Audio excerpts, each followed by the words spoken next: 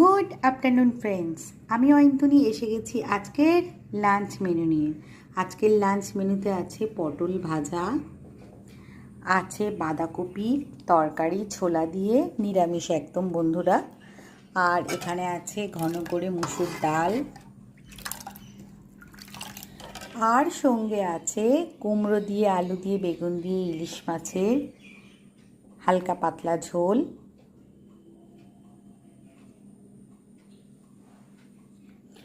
আর আছে গরম গরম একদম ধোয়া ওঠা ভাত। তো বন্ধুরা, এই ছিল আজকে আমার লাঞ্চের মেনু। যদি আমার লাঞ্চের মেনু আপনাদের ভালো লেগে থাকে তাহলে একটা লাইক দিয়ে দেবেন। তো শুভ দুপুর বন্ধুরা, সবাই ভালো থাকবেন, সুস্থ থাকবেন। সকাল থেকে একটু বিজি ছিলাম, মর্নিংটা দিতে পারিনি, গুড মর্নিংটা। তো সবাই ভালো থাকবেন।